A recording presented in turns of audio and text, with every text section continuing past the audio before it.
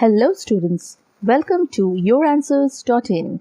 In today's lesson, we shall learn about the structure of atom in details. This lesson is very important for students of class 11 and 12 of CBSE and ICSE board, and also for students appearing for JEE and NEET. This lesson is prepared and conducted in accordance to NCERT syllabus by Professor Shobboshachi Mishra of IIT Kharagpur and divided into 7 sessions.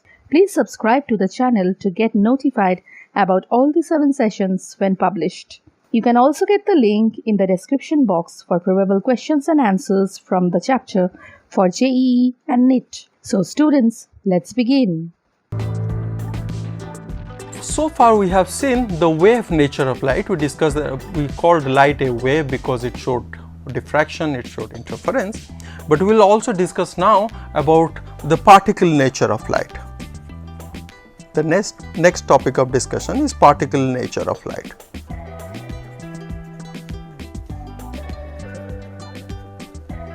It was believed that light is a wave, but then there were some experiments which could not be explained if you use the wave nature of light.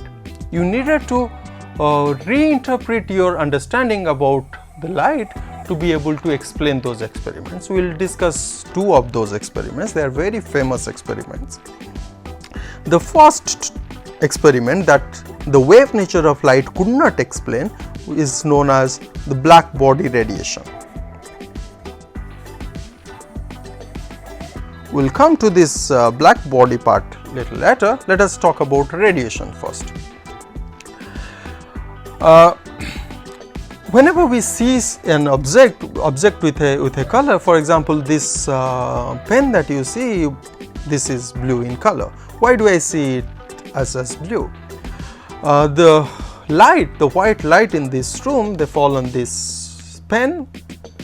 The material that this pen is made up of, it has this property that it absorbs all the light except for the light that corresponds to blue color.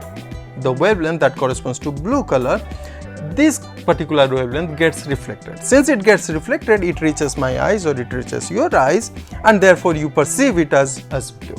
So we see a color of a body because that is the color that it reflects.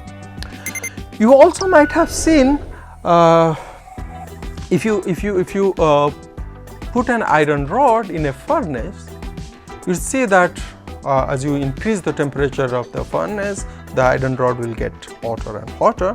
To begin with, it would appear, when it becomes very hot, it would appear slightly dull red, somewhat maroon color, and then you increase the temperature further, it becomes bright red. Slowly it will become whitish in color, and then eventually it becomes blue.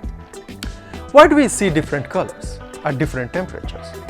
It so happens that when you heat a body, it starts radiating, and it starts radiating lights of all wavelengths.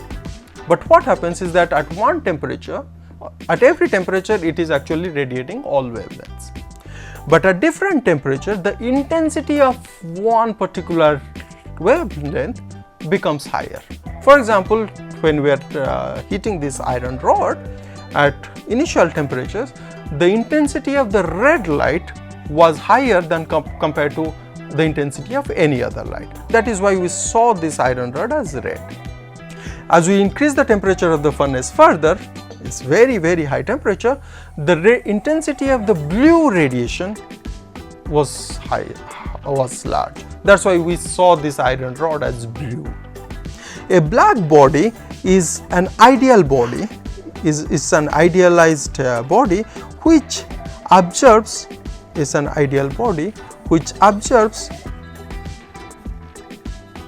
radiations of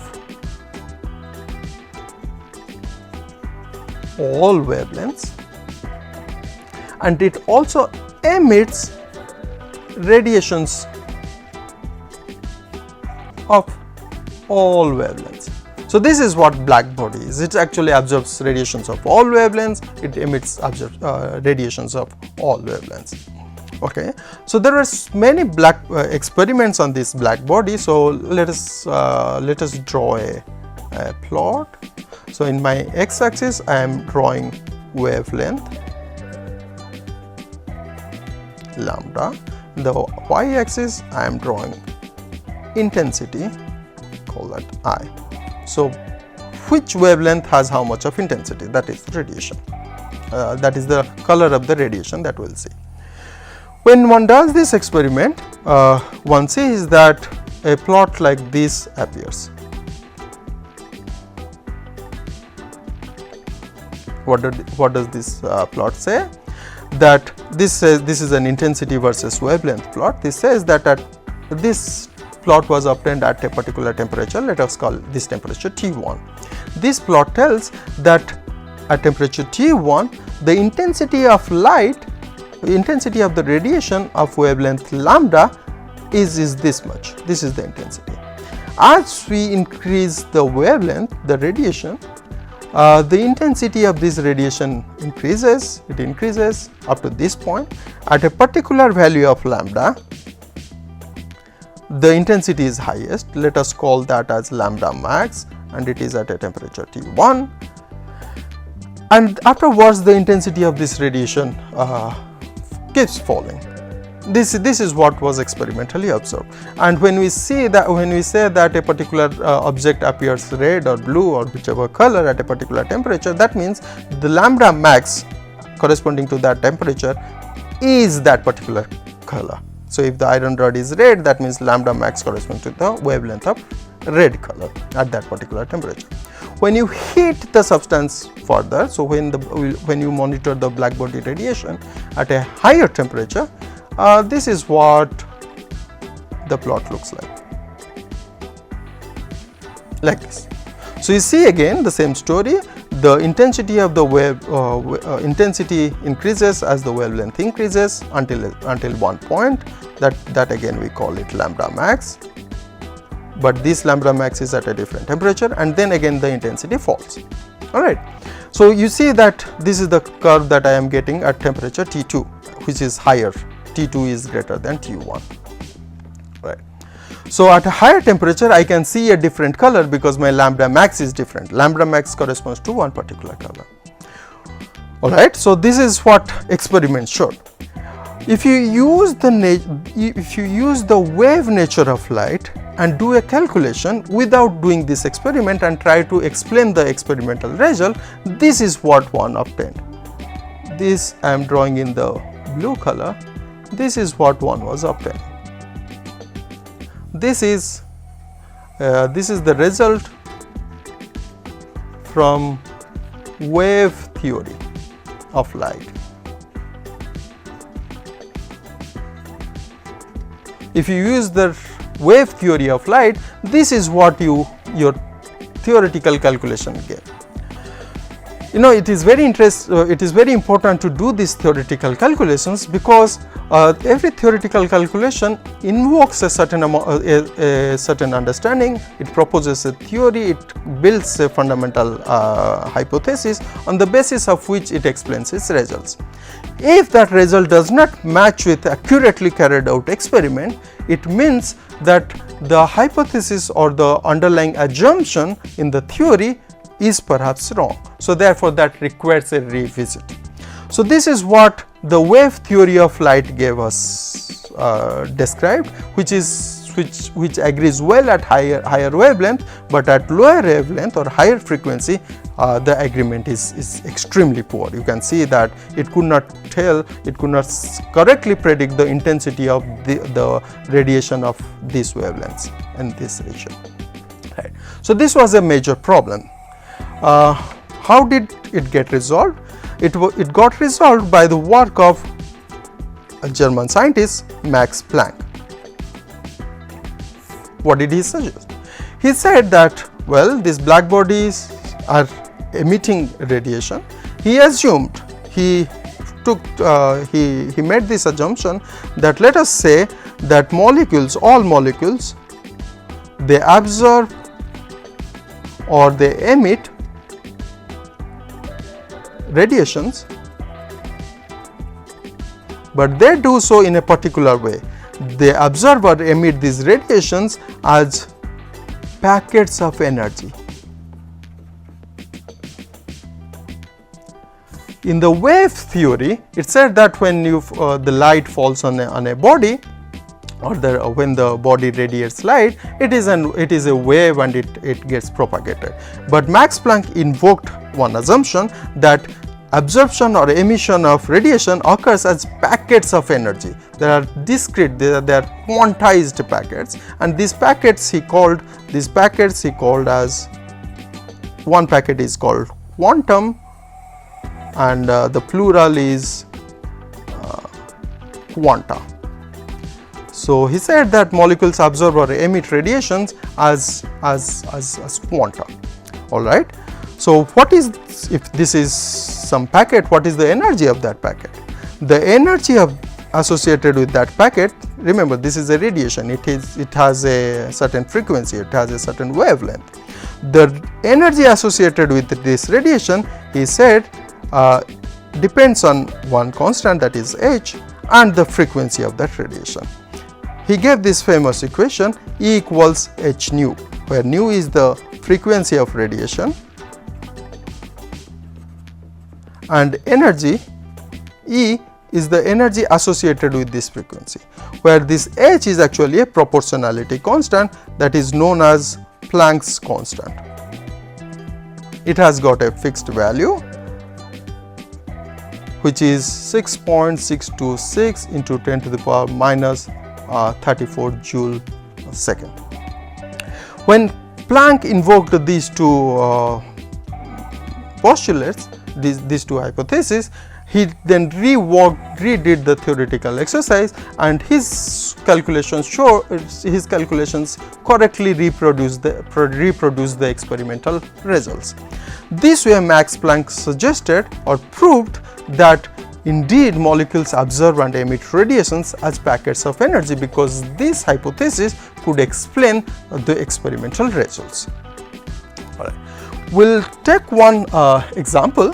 Let us say we have a radiation whose wavelength is 5000 angstrom, which is 5 into 10 to the power minus 7 meter. All right. Now let us find out what is the energy associated with this radiation. We know energy is E is given as by h nu from Planck's theory. H is known, is a constant, nu is the frequency, but what I have is lambda, but I know how nu is related to lambda, that is C by lambda. So now I have everything. H is a constant, 6.626 into 10 to the power minus 34 joule second, multiplied by C, which is 3 into 10 to the power 8 meter second inverse, divided by the wavelength, which is 5 into 10 to the power minus 7 meter. If you take this number 6.626, multiply it with 3 and divide it by 5, I got it as 3.97 into 10 to the power. The powers will collect now. This is minus 34, this is plus 8, this is minus 7. When minus 7 goes up, it becomes plus 7. So it is plus 15 minus 34, it is 10 to the power minus 19. What is the unit? Meter, they cancel out, second inverse second, they cancel out. I am left with this unit. So the energy associated with the radiation 5000 angstrom is 3.97 into 10 to the power minus 19 joules, which is actually a very small amount of energy. So the number has 10 to the power minus 19. Right. And this unit actually is not a very convenient unit to use, because you have to always tell 10 to the power minus 19 unit. We will convert this unit. We will use a new unit which is called as electron volt. It is written as small e capital V, electron, V for volt. 1 eV is 1.6 into 10 to the power minus 19 joule. Now if you try to convert this energy, which is 3.97 to 10 to the power minus 19 joule to electron volt unit, you would get energy as 3.97 into 10 to the power minus 19 divided by 1.6 into 10 to the power minus 19. The unit is in electron volt, and it comes out to be 2.48 electron volt. And you can see this number is easier to handle. So often in these calculations in this field of study, one uses this electron volt unit for the convenience that I just established. we saw how we needed to invoke the particle nature of light to be able to describe the black body radiation problem. The other problem, the other experimental problem that required the invocation of particle nature of light is the famous photoelectric effect.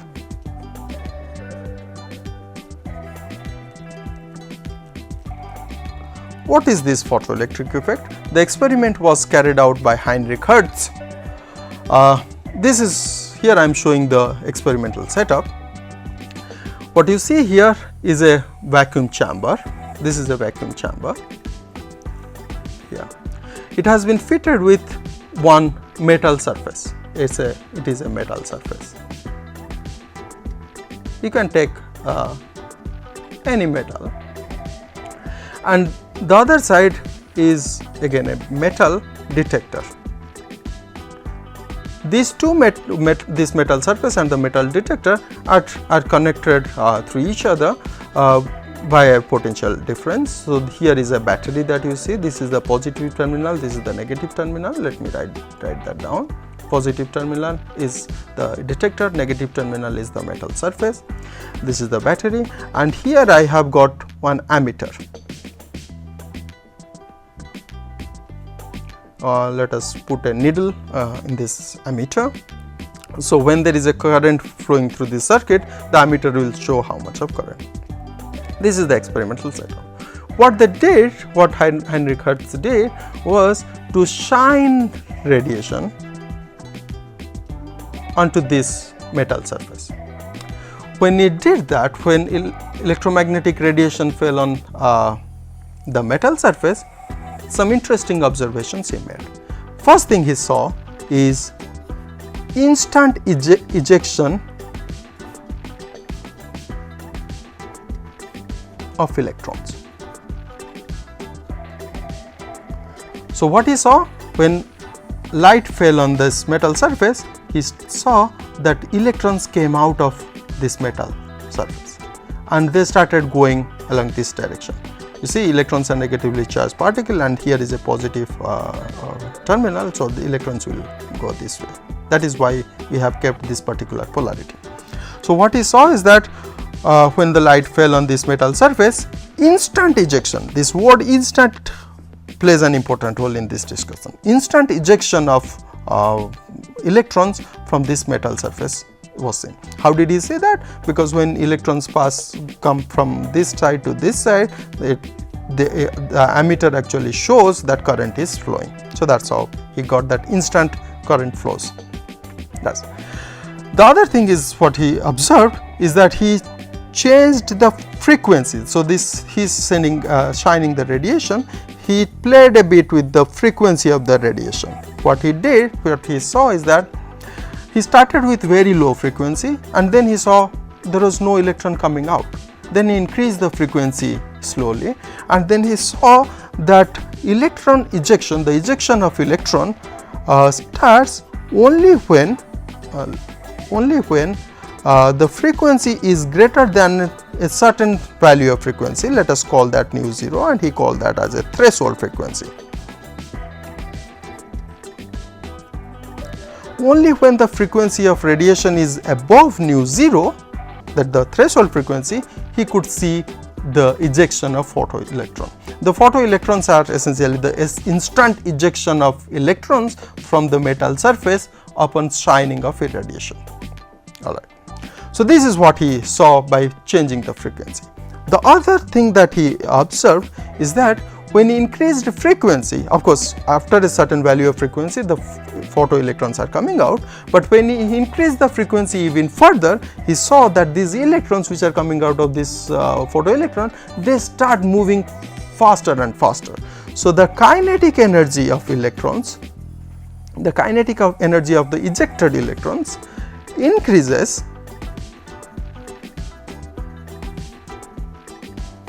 with frequency, with increasing frequency. So, as you increase the frequency, the kinetic energy of the ejected electron increases, but the current does not change. For a given value, when you change the frequency for a given intensity, the current value does not change. That means number of electrons coming out remains the same, but the kinetic energy of these electrons are faster. Then he did something else.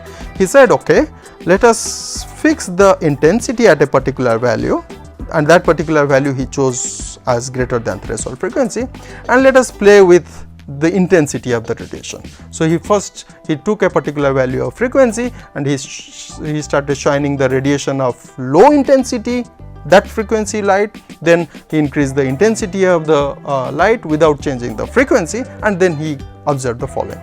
What he saw is that it does not matter what is the intensity of the radiation, as long as the frequency is greater than threshold frequency nu 0, he always saw the ejection of photoelectron. Even low intense radiation could eject photoelectron.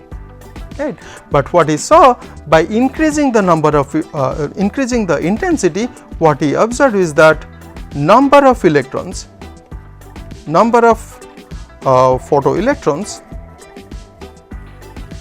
photoelectrons ejected from the metal surface increases with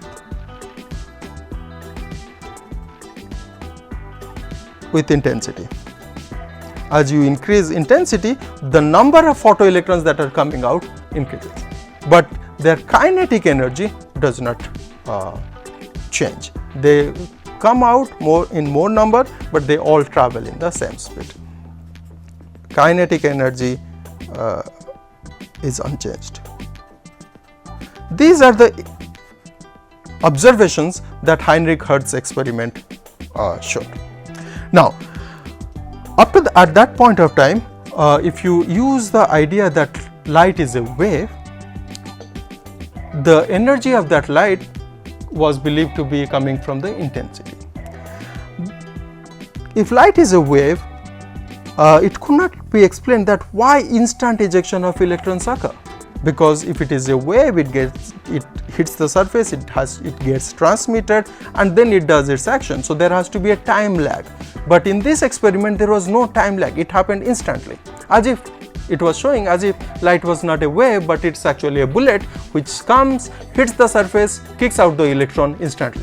So it was already indicating that wave nature of light is inadequate to describe photoelectric effect. The second thing is that intensity was, as I said, was believed to be the form of energy. So higher intense light was believed to have higher energy. If that were the case, conservation of energy would have suggested that if you shine high intense light, which has now high energy according to that belief, it will come and kick out the electron. To kick out the electron, of course you have to give some energy because the electron is bound to the metal. So to kick out that electron, you have to pay some amount of energy. The remaining amount of energy will be reflected as the kinetic energy of that electron. So if you give high intense light, that should have shown that the electrons are actually moving, coming out, and they are moving much faster because they have now got more kinetic energy. But that was not what observed in these experiments. On the contrary, what was observed is that when you increase the frequency, the kinetic energy of these ejected electrons increased. This indicated that the place or the frequency is the quantity which carries the energy of the light. So these are the indications that were coming out of this photoelectric experiment, and it was successfully explained by Albert Einstein by making the following hypothesis. We will discuss what Einstein did to describe this effect. All right. Einstein said, okay, this is what we have to solve this instant ejection of electron. So he assumed that, let us assume that light contains a beam of particles. Light is not a wave. He said no, light is not a wave, rather light contains a beam of particles. It's a series of bullets that are coming, and he called them as photons. One is photon, the plural is photons.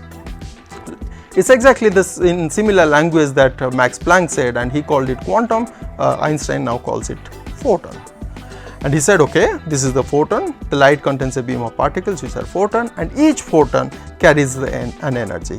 The energy of this photon is again following, it came out to be the same as Max Planck's.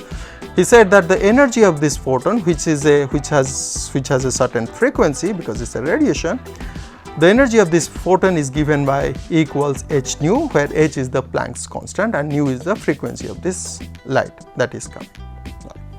Then he said, okay, how about intensity?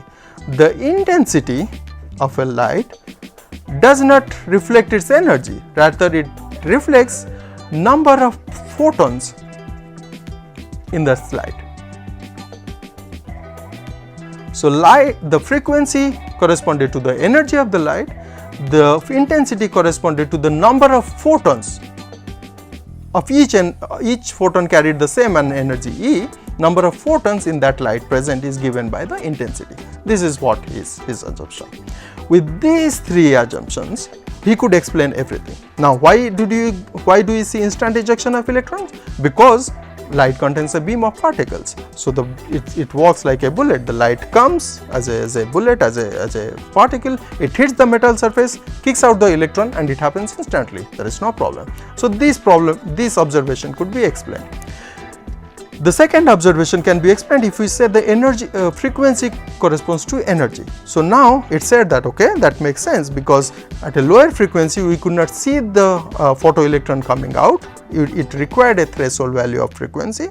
So beyond that frequency, that means beyond that energy, all radiations of higher frequency can do this can eject photoelectrons, because they have sufficient energy to do it, because you need to give a certain threshold value of energy to the metal to be able to remove that electron, because the electron is bound to the metal. You have to give that energy. We'll come to that. And then again, when he said that, okay, you keep on increasing the frequency, so what happens? There is a conservation of energy. So this is what is the next, the conservation of energy. He said h nu is your h nu 0 plus half mv square. Nu is the frequency of the light that is getting irradiated. The energy corresponding to that light is E. Nu 0 is the threshold frequency starting from which you see photoelectrons. So this is the energy that you have to give to the metal in order to be able to take that electron out. So this is the binding energy of that electron to the metal. So this is called as phi, given as phi, and called as work function. Different metals have different work functions because you need to pay different amount of energy to remove their electrons. And the remaining amount of energy, so the radiation brought energy E, and it had to pay phi or h nu 0 as the work function of that metal, that is the minimum energy that you have to be able to eject the electron. The remaining energy is reflected as the kinetic energy, half mv square of these ejected electrons. So when you increase the frequency here, the kinetic energy increases. Of course, when you increase the frequency, this is a constant for a given metal. So the remaining amount of energy, that is h nu minus h nu 0, is reflected as half mv square. So mass is a constant for electron, so there the remaining term is v. So the speed increases. And what happens to the intensity story? The experiment showed that when you have more intensity, with increasing intensity, you have the same kinetic energy, but more and more photoelectrons come out. That also can be explained by this hypothesis, that intensity corresponds to number of photons in light. When you are using a high intense radiation, you essentially are sending more and more photons of that energy. And since more and more photons are coming, each photon, now it's a particle, each photon hits the surface, kicks out one electron. So you have more and more number of photons, so you can see ejection of more and more number of electrons from this metal surface. So in this way, Einstein could explain the photoelectric effect, but to be able to do that, he had to invoke the particle nature of light.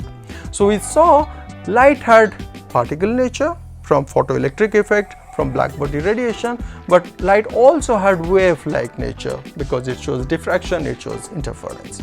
So at the end of the story, it was very difficult for scientists to believe at that point of time, but this is now well established that light possesses dual behavior. It shows wave-like nature, it shows particle-like nature, depending on the experiment that we are carrying out. So far, we have seen that there are two sets of experiments, namely the black body radiation experiment and the photoelectric effect experiments. These two experiments showed some results which could not be explained with the wave theory of light. That required, in case of black body radiation, the effort of Max Planck, and in case of photoelectric effects, the efforts of Albert Einstein. These two scientists, they invoked the particle nature of light and could explain the experimental results that were coming out from black body radiations and photoelectric effect. Now we will discuss another set of experiments which could not be explained by using the wave theory of light.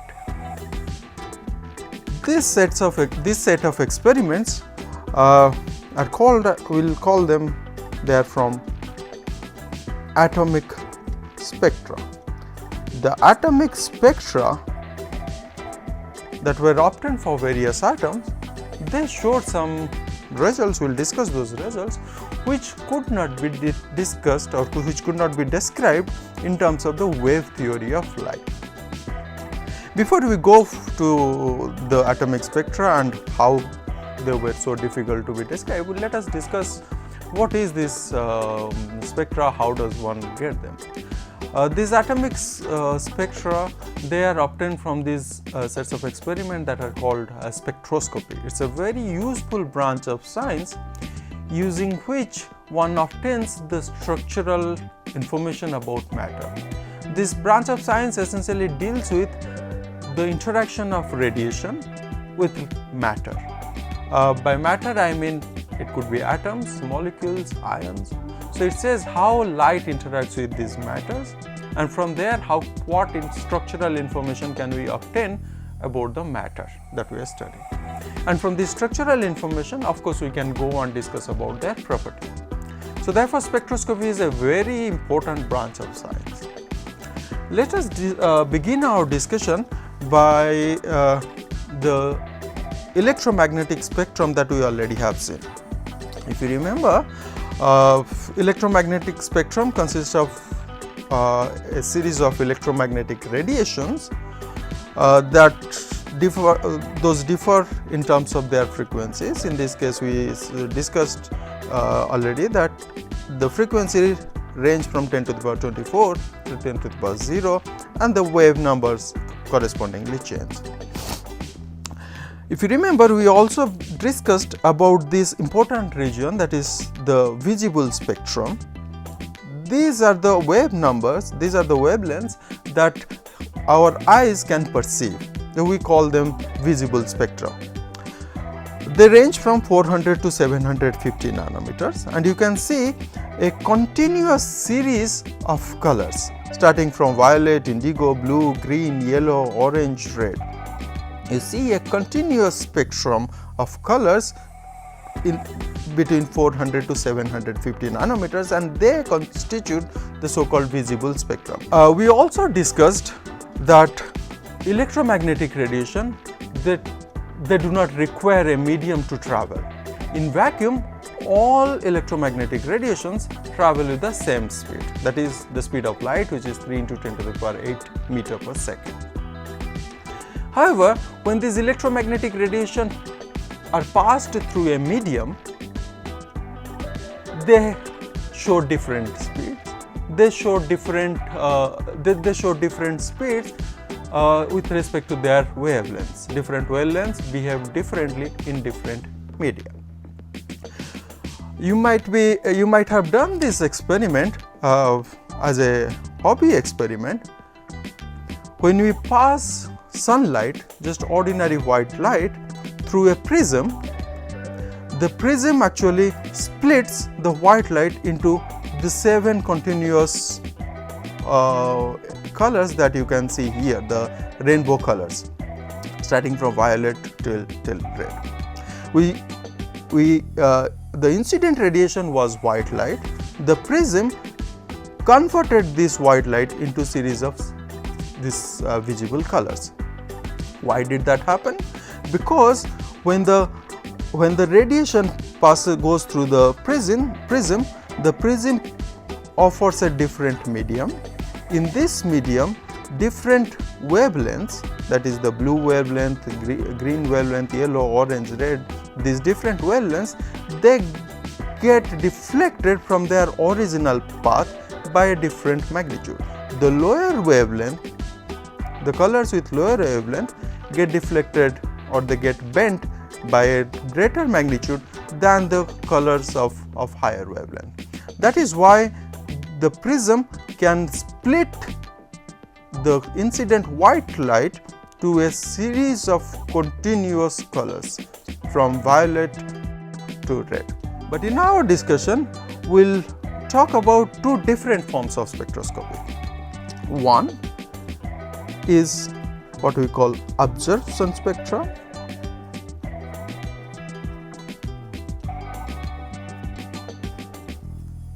Two, emission spectrum.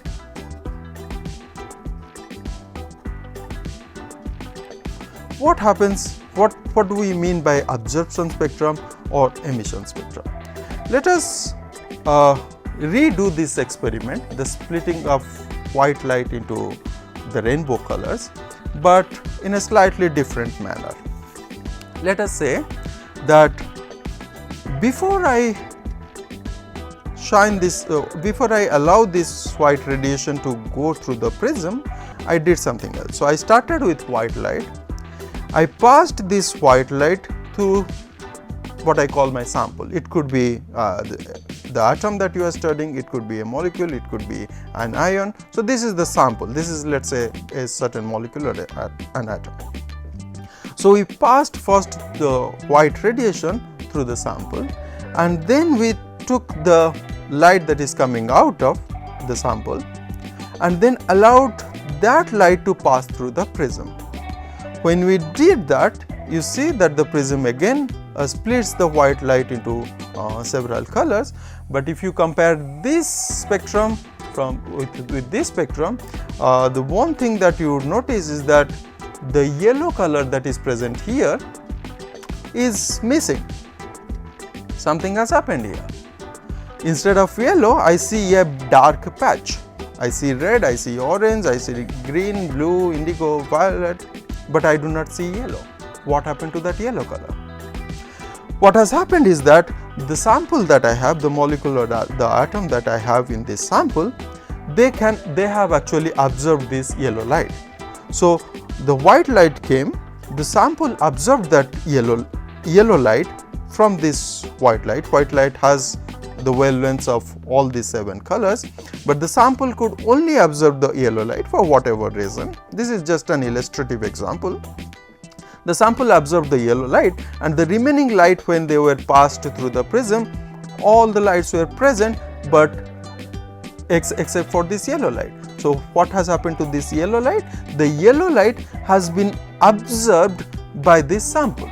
So, what I get now, this spectrum, this is the regular spectrum that I get by passing ordinary white light through a prism, and now this is a new spectrum which I call absorption spectrum.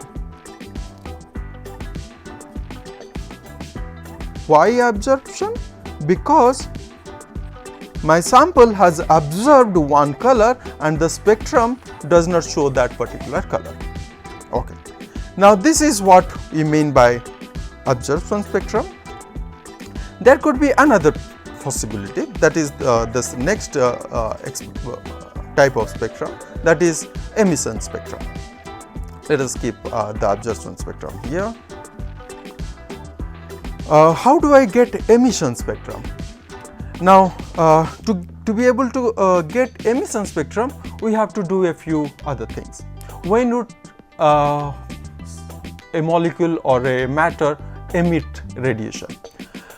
When we were discussing black body radiation, we saw that when we heat, let's say when we heat an iron rod in a furnace, at different temperature, we see a different color of the iron rod. At one temperature it was red, bright red, another temperature, at even higher temperature, it was blue. That is because when we heat the substance absorbs a lot of energy and it doesn't feel happy there, so it starts irradiating energy in form of radiation. This is exactly what we are going to do in terms of spectroscopy. What we will do is that we will take our sample, but we will excite this sample. How can we excite the sample? We can simply heat it, that is a form of excitation. We can also pass light through it, that's also a form of excitation because light contains energy. Or we can also put this sample in an electric discharge tube. You remember those cathode rays were going through, so if we apply very high voltage, lot of electrons will be produced between the cathode and anode, and these electrons will hit the sample, and then the sample will get excited. It will absorb a lot of energy and then it will get excited. And once the sample is excited, it has got a lot of energy, but it doesn't know what to do with this energy. So what it essentially does is it emits this extra energy. This is what we are going to discuss next. Here you see I have prepared an excited the sample in an excited state. So I have done something, either I have given irradiation, or I have heated it up, or I have subjected it to discharge tubes, electric discharge tubes. In any case, I have this excited state sample which has absorbed some energy, and when I allow it to relax, it emits those radiation. When I take this radiation, but remember in previous experiments these arrows meant ordinary white light.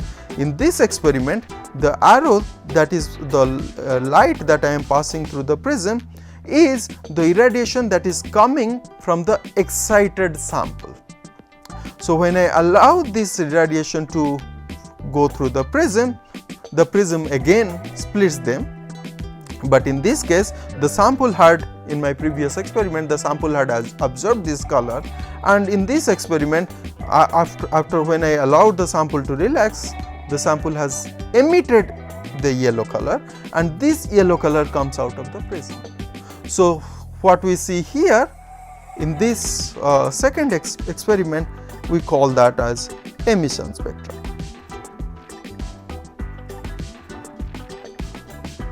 In the absorption spectrum, we saw all the lights except the light that was absorbed. In the emission spectrum, we saw only the light that was emitted.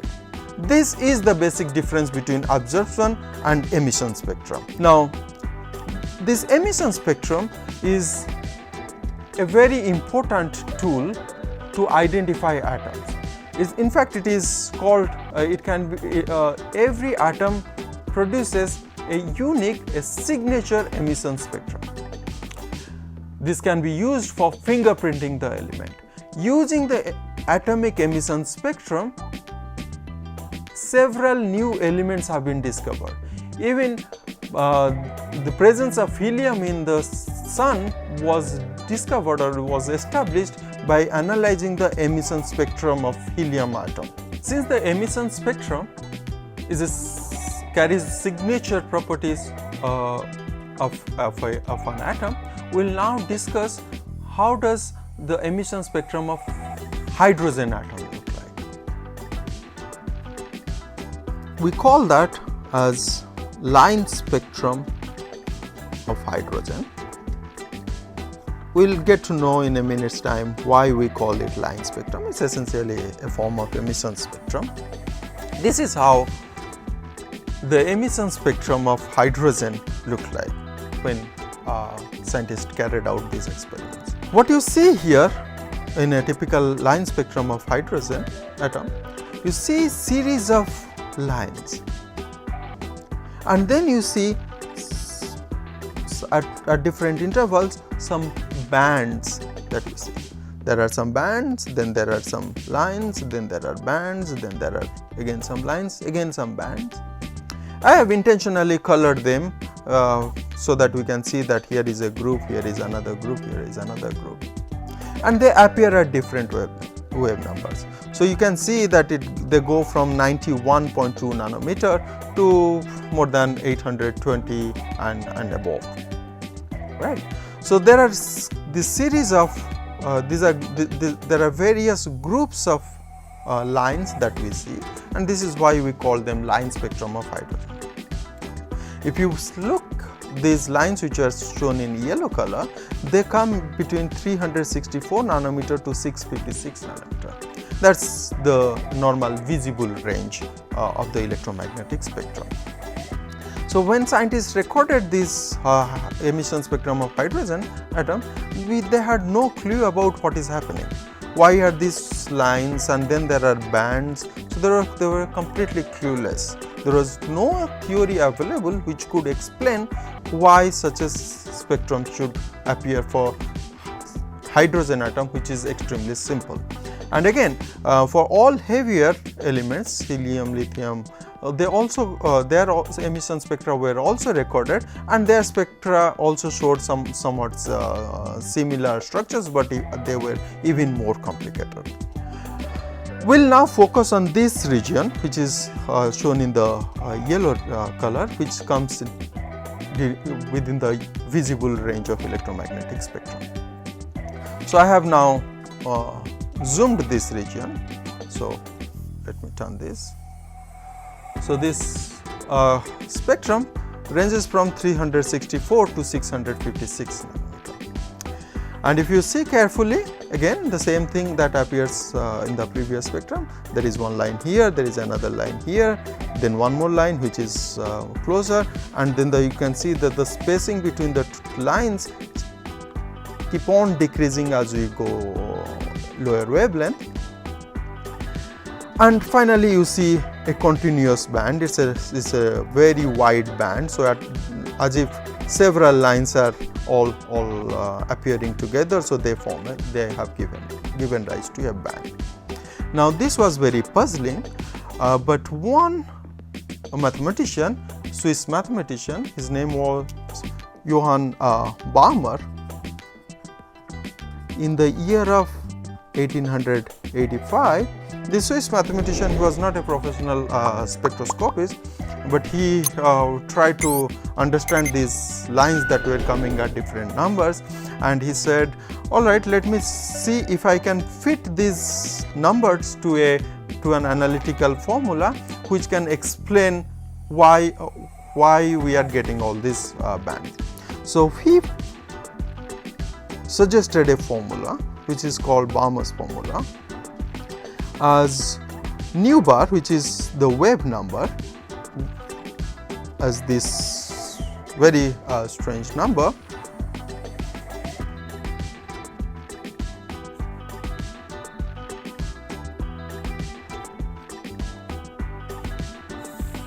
he said that these lines that you are seeing in the hydrogen atom emission spectrum, they can be explained with this equation, where he has a number here 109677, then there is another number 1 over 4, and then here is 1 over n square, where he said that n can be 3, 4, 5, it goes on.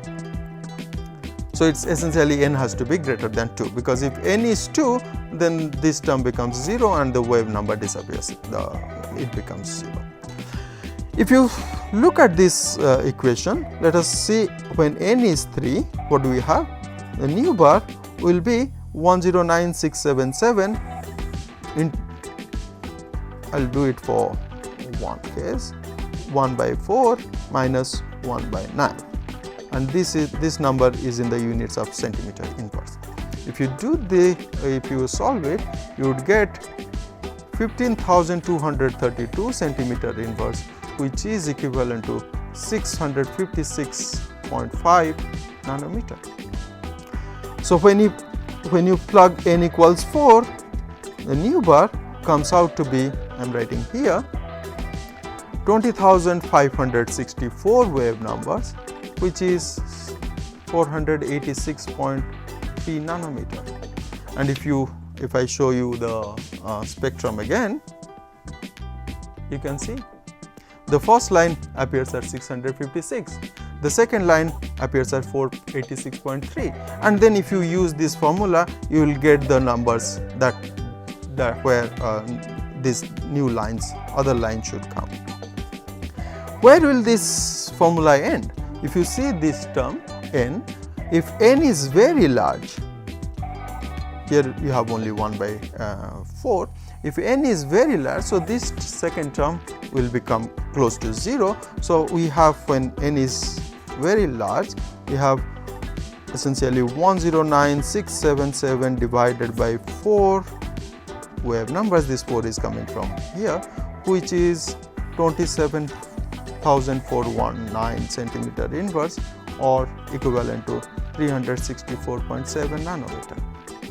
And this is where you actually see this continuum band, 364.7. So when n is very large number, let us say n is 100, then you would get 364.7. When n goes from 100 to 101, the change in the new bar will be very small. So therefore the lines will be extremely closely spaced and they will appear to form a continuous band.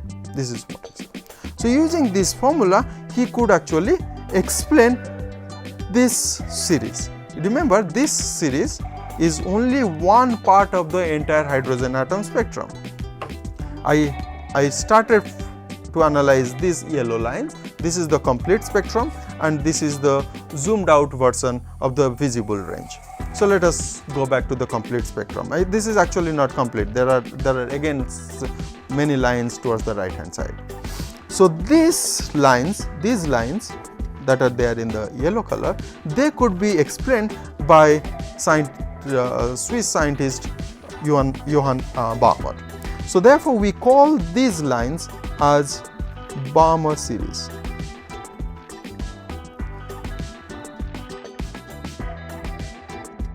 Okay. Following the work of Baumas, there are other scientists who could see that they can also explain the remaining part of the hydrogen atom spectrum. For example, this part, this region could be solved by Lyman. So we call this as Lyman series. The equation that Lyman used was very similar to the equation that Baumas used. He used nu bar is 109677, the same number, multiplied by 1 divided by 1 square minus 1 by 1 n square, and the number is centimeter inverse. And in this case, n goes from 2 to 2, 3, 4 and so on. If you compare this, the first line with the first equation with the second equation, you can see the second equation is actually the equation given by Baumas. So the first equation that you see here was given by Lyman. So we call the lines that were described because of this equation as Lyman series. This was due to Baumas, and then you can see a trend. So here n remains same, 1 square, 2 square, 3 square, 4 square, 5 square and so on. Then this was given by Paschen, bracket, Pfund. These are various scientists who used different forms of equation to explain this hydrogen atom emission spectrum. So we call this, the numbers that are coming from this equation, Lyman series, Baumas series, Paschen series, bracket series, Pfund series, right? So you can see we have a series of equations now, but there are some similarities. The similarities, if you see, is that we always have this n over here, and then the term that is present here, it keeps on increasing, 1, 2, 3, 4, 5. Then there was this Swedish scientist Readworks who saw the pattern here and said, we do not have to use all these equations, we can generalize them. He generalized them in this way. He said that, okay, let us use the same. He made it 1 by n1 square minus 1 by n2 square, and these numbers are in centimeter inverse, where his only precondition was that n1 is anyway again integer 1, 2, 3 goes on, n2 is always greater than n1. If you use this formula, you can actually reproduce Lyman series, Lyman formula. If you put n1 is 1, if you put n1 is 2, you can reproduce Baumas, n1 is 3, you can reproduce Bastian, and so on and so forth. And this number that was used by everyone, we call that as Readworks constant, or we denote it as RH. Although Readworks formula could reproduce the lines present in the hydrogen atom's emission spectrum, what was not clear is that what are the physical significance behind the uses of this n1 and n2. It was very puzzling to see that these integer numbers are used in this relation, because we always thought that we human beings invented numbers. We invented numbers because we needed them for counting. What these numbers n1 and n2 are doing in this relation was not clear. So although Readworks formula can explain the hydrogen atom's emission spectrum, but it is merely an equation that reproduces some lines, nothing more than that. We needed a physical interpretation that would give us a physical idea about what is happening in hydrogen atom. And this is what we are going to discuss next. We'll talk about the idea of Niels Bohr, and we'll talk about Bohr's atomic model and how Bohr's atomic model could explain the complicated emission spectrum of hydrogen atom. This is what we are going to do in the next class. Thank you. Don't forget to subscribe to our channel and also press the bell icon for instant updates on new tutorials and live online classes.